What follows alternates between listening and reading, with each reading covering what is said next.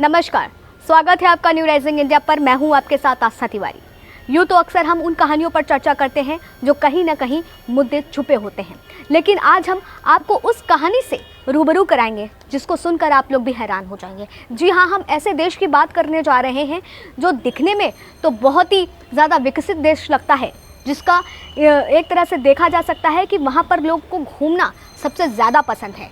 लेकिन उस देश का एक वर्ग ऐसा भी है जहाँ पर वो वर्ग ये बयां कर देता है कि इस देश की गरीबी कितनी ज़्यादा है। जी हाँ, तो देखिए ये खास रिपोर्ट।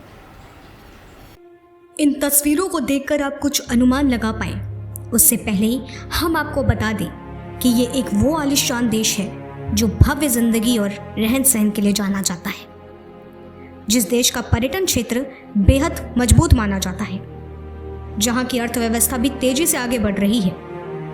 जी हाँ, हम बात कर रहे हैं हांगकांग की, जिसको देखकर एक अमीर और सुख सुविधाएं वाला देश मालूम पड़ता है, मगर इस चकाचौंध कर देने वाले देश में एक वर्ग ऐसा भी है जहां की गरीबी देखकर आपकी आंखें चौंक जाएंगी, जहां पर रहने वाले गरीब वर्ग के लोगों का घर किसी ताबूत से कम नहीं, जिसमें ये इंसान के बजाय किसी वस्तु की तरह रहते हैं।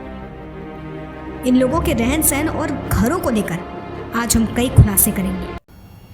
तो ये था कॉफिन होम। जी हाँ, अब आप सोच रहे होंगे कि आखिर ऐसा क्या है इस होम में जहाँ पर चकाचौंध इतनी, लेकिन उस देश में एक वर्ग ऐसा है जो कॉफिन होम में रहने को मजबूर है। और कॉफिन होम एक ऐसा होम जो एक कब्र के बराबर माना जाता है, जहाँ पर पिंजड़ों में लोगों को रहने पे मजबूर किया जाता है। 6 फुट के इस घर में ना जाने कितने लोग रहते हैं और यही कारण बनता है उनकी बीमारियों का। एक रिपोर्ट के माध्यम से पता चलता है कि यहाँ की 75 लाख की आबादी में तकरीबन 2 लाख की आबादी के लोग एक कॉफिन होम में रहने को मजबूर हैं। इसकी सच्चाई के तहत जाने पर जो मंजर देखने को मिला वो कुछ इस तरह, जहाँ 6 फुट के कमरे में अपनी पूरी जिंदगी काटने को मजबूर हैं लोग। ये घर महज इतना छोटा है कि इसमें सोने वाले लोगों ने तो ना तो करवट बदल पाते हैं और ना ही पैर फैला पाते हैं, तो कुछ पिंजड़ों की तरह कैद रहने के लिए मजबूर हैं। छोटे से घर में किचन और बाथरूम दोनों साथ होने के चलते लोग बीमारी के शिकार भी होते जा रहे हैं। मगर इन सब के बीच हांगकांग हमेशा से ही कॉफिन होम्स को दुनिया की नज़रों से छिपाने का प्रयास करता रहा है, क्योंकि माना जाता है कि यह देश की वैश्विक छवि को नुकसान पहुंचा सकता है। हैरान करने वाली बात तो यह है कि इन सब के बावजूद लोगों को इन घरों में रहने के लिए 250 अमेरिकी डॉलर किराए के रूप में देने पड़ते हैं।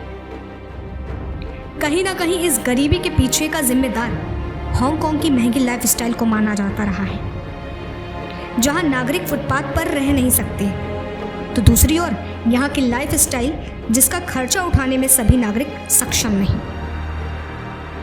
मगर इन सब के बीच ये सवाल उठना भी जायज़ है कि यह कैसे विकासशील देश माना जाए जहाँ की 2 लाख आबादी इस तरह रहने को मजबूर है।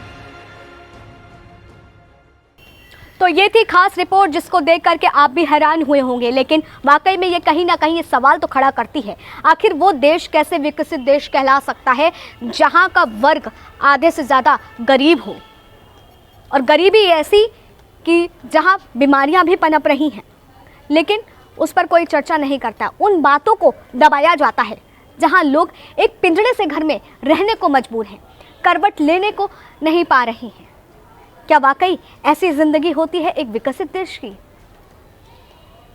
ऐसी तमाम बड़ी खबरों के लिए जुड़े रहे मेरे साथ, क्योंकि हमारा काम है आपको उन सच से रूबरू कराना जो आज से दुनिया के सामने छुपा हुआ है। कैमरा पर्सन सार्थक शुक्ला के साथ आस्था तिवारी।